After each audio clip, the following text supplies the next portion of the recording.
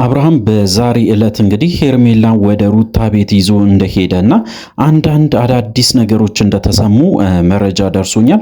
እሱ ብቻ አይደለም እንግዲህ እጅግ በጣም ጭቅጭቅና እጅግ በጣም የማይታመን ነገሮች ሲፈጠሩ እንደነበረ አንድ መረጃ ወጥቷል። ስለሱ ጉዳይ በደንብ እነግራችኋለሁ። ስለዚህ እንግዲህ ለዚህ ቻናል አዲስ ከሆናችሁ ከወዲሁ ሰብስክራይብ ማድረግ እንዳይረሳ። እያንዳንዱን ቪዲዮ እንግዲህ በዚህ ታገኛላችሁ። በተለይ ስለ ሩታና ስለ አብርሃም ጉዳይ በደንብ አድርገን በዚህ ቪዲዮ እናቀርባለን። ሐሳባችን ምልከታችንን ለእናንተ ለማድረስ እንሞክራለን። ስለዚህ እንግዲህ ከወዲሁ ሰብስክራይብ ማድረግ እንዳይረሳ። አዲስ ካልሆናችሁ ደግሞ እንደተለመደው ሐሳብ አስተያየታችሁን ኮሜንት ስር አስቀምጡልን። ወደ ጉዳያችን ከሰሞኑ እንግዲህ እጅግ በጣም ብዙ ነገሮች እየተፈጠሩ ይገኛሉ። በተለይ እንግዲህ በአብርሃምና በሩታ ጉዳይ ላይ በተለይ እንግዲህ አብርሃምና ሄርሜላ በትላንትናው ዕለት ተገናኝቶ አንድ ቤት ውስጥ እንግዲህ ለመኖርም ያው እንግዲህ አንዳንድ ንግግሮችን ሲያደርጉ ነበረ። በተለይ እንግዲህ ሄርሜላ ያቀረበችው ሐሳብ ወይም ደግሞ ያው አብርሃም ያልተቀበለበትም ምክንያትም በደንብ አድርጎ ሲናገር ነበረ። ኦዲየንሱ እንግዲህ ግራ ተጋብቷል። አብርሃምና ሄርሜላ አብሮ እየኖሩ ነው እስከ ማለት ደረጃ ድረስ ደርሷል። ምክንያቱ ደግሞ እንግዲህ ያው አንዳንድ ነገሮችን ጥርጣሬያቸውን ሲያስቀምጡ ነበረ። ምክንያቱም አብርሃም በየቀኑ ማለት ይቻላል ወደ ሄርሜላ ቤት ይመላለሳል።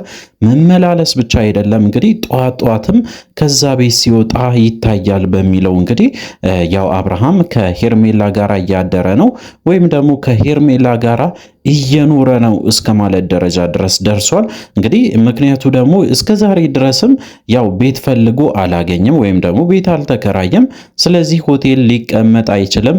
ከሄርሜላ ጋራ እየተዝናና አንድ ላይም እያደሩ ይገኛሉ በሚል እንግዲህ በደንብ በሶሻል ሚዲያ እየተስፋፋ ይገኛል ማለት ነው። እኛም እንግዲህ በራሳችን ምልከታ አንዳንድ የታዘብናቸው ነገሮች አሉ። በተለይ አብርሃምና ሄርሜላ አንድ ላይ መሆን እንደሚፈልጉም ጭምር በደንብ እያየን እንገኛለን። በየጊዜው ቪዲዮ መልቀቃቸው፣ በየቀኑ ደግሞ ወደ ሄርሜላ ቤት መጓዙ በተለይ አብርሃም እጅግ በጣም ግራ የሚያጋባ ነገሮችን ሲፈጥርም አይተናል። ሶ እንግዲህ ምንድነው ምን ሊሆን ይችላል ብላችሁ ከጠየቃችሁኝ እርግጠኛ ሆኜ የምነግራችሁ እንግዲህ እስከ ዛሬ ድረስ የተሸወርነው አንድ ሽወዳ አለ።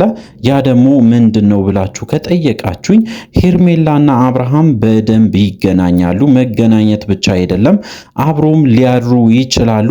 በደንብ ይሄ ነገር ደግሞ እርግጠኛ ሆኜ ማውራት እችላለሁ። በተለይ አንዳንድ ፎቶዎች እንግዲህ ሲለቁ ወደ ማታ ወይም ደግሞ አመሻሽ ላይ እንግዲህ አንዳንድ ፎቶዎች ይለቃሉ። አመሻሽ ላይ የተነሱትን ፎቶዎችም ጭምር ይለቃሉ። ይሄ ማለት እንግዲህ ያው ማታ ላይ ከተነሱ አንድ ላይ ነበሩ እንደማለት ነው። ሶ እንግዲህ አብርሃም እስከዛሬ ድረስ ተደብቆ ብዙ ነገሮችን እያደረገ መሆኑን በደንብ ያሳያል ማለት ነው። ሶ አሁንም ምንድነው የሚፈጠረው? ቀጣይ ስለ ሄርሜላ ጉዳይ ምንድነው አዲስ ነገር ብላችሁ ከጠየቃችሁኝ ዛሬ የሰማሁት አዲስ ነገር አለ። አብርሃም ሄርሜላን ይዞ ወደ ሩታ ቤት እንደሄደና በስተመጨረሻ እንግዲህ ከሩታ ጋር በጣም ብዙ ጭቅጭቆች ሲፈጠሩ ነበረ። ከሩታ ጋር እንግዲህ በጣም ስትጣላ ነበረ ሄርሜላ። ምክንያቱ ደግሞ እንግዲህ እሷ ለመታረቅ ፈልጋ እንደሄደችና አብርሃምም ይህንን እርቅ እንደሚፈልግ በተለይ ሄርሜላና አብርሃም እንግዲህ ያው የሚፈልጉት አንድ ነገር አለ። ሰላም የሆነ ነገር ላይ ሆኖ ግንኙነታቸውን መቀጠል ይፈልጋሉ። ሶ እንግዲህ ከሩታ ጋራ ለማስታረቅ አብርሃም እንግዲህ የቻለውን እየሞከረ እንደነበረም ጭምር እንግዲህ በዛሬ ዕለት በደንብ በስፋት ሲወራ ነበረ። መች ተጣሉ? ለምንድን ነው የሚታረቁት? ብሎ እንግዲህ ሮቤል ጓገጭ እንዳለም ጭምር እንግዲህ አንድ መረጃ ወጥቷል። በተለይ ከሮቤል ጋራ እጅግ በጣም ሲነጋገሩ ነበረ ከሄርሜላ ጋራ።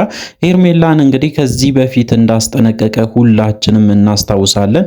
ሮቤል እንግዲህ ከዚህ በፊት የተናገረው ነገር ከሰማችሁ ያው እንግዲህ እስከ ዛሬ ድረስ ታግሼሻለሁ፣ ካሁን በኋላ ምንም አይነት ትዕግስት የለኝም፣ ስለዚህ ወደ ሩታ አጠገብ እንዳትደርሺ፣ ከደረሽ እግርሽን እሰብርልሻለሁ ብሎ እንግዲህ በደንብ ሲፎክርና ያንን ነገር ደግሞ በተግባር እንደሚያሳይም በደንብ አድርጎ ሲናገር ነበረ ሮቤል።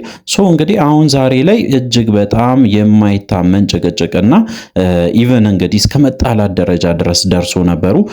ምክንያቱ ደግሞ እንግዲህ አብርሃም ያደረገው ነገር ትክክል አይደለም። ከዚህ በፊትም በደንብ ስንናገር ነበረ። አብርሃም ከሄርሜላ ጋር የሚያደርጋቸው እያንዳንዱ እንቅስቃሴ ጸብ የሚፈጥር እንጂ ምንም ፋይዳ ያለው አይደለም። እንግዲህ በተለይ አብርሃም ሩታና ሄርሜላ እንዲታረቁ ማሰቡ ራሱ እጅግ በጣም ሞኝነቱን ወይም ደግሞ በጣም እንግዲህ አለመብሰሉን በደንብ ያሳያል ብዬ ነው የማስበው። አብርሃም እንግዲህ የሚያደርጋቸው እያንዳንዱ ነገሮች በጣም መጥፎ እየሆነው መጥተዋል። ምክንያቱ ደግሞ እንግዲህ በጭራሽ እያገናዘበ ወይም ደግሞ ለሰው ስሜት እንኳን እየተጨነቀ እንዳልሆነ በደንብ አድርጎ በተደጋጋሚ እያሳየን ይገኛል። በተለይ እንግዲህ ለሩታ ስሜት አይጨነቅም ወይ? በተለይ ቤተሰቦቿን አይቶ እንኳን ትንሽ እንኳን ለሷ ራርቶ እንኳን የሆነ ጥሩ ነገር ለማድረግ አይሞክርም ወይ እስከ ማለት ደረጃ ድረስ ደርሷል።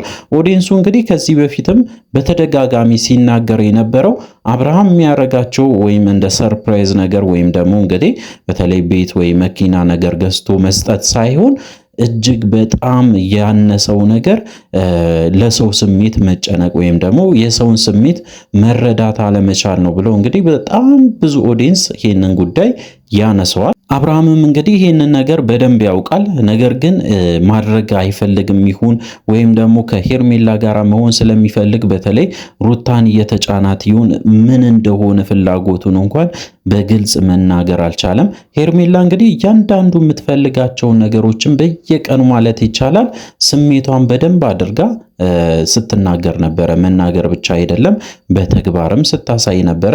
በተለይ በትላንትናው ዕለት አይታችኋል ከሆነ አብርሃምን ቤት ድረስ ጠርታ እንግዲህ ስሜቷንም ጭምር በደንብ ስትገልጽለት ነበረ።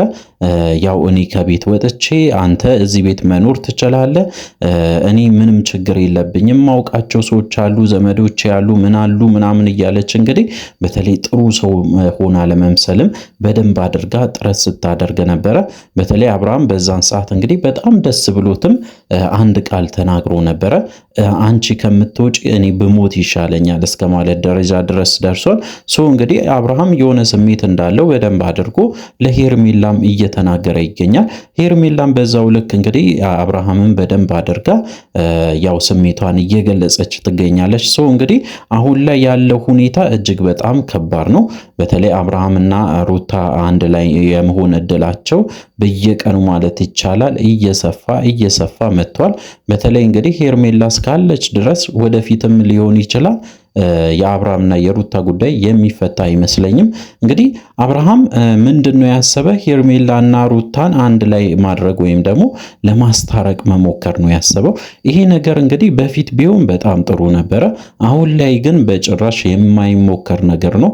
ምክንያቱም አብርሃም በጣም ብዙ ነገሮችን ከሄርሜላ ጋር ሲያደርግ ስለነበረ ሩታ ያንን ነገር እንደ ቀላል ተቀብላ ወደ ህይወቷ ታስገባለች ማለት አይቻልም።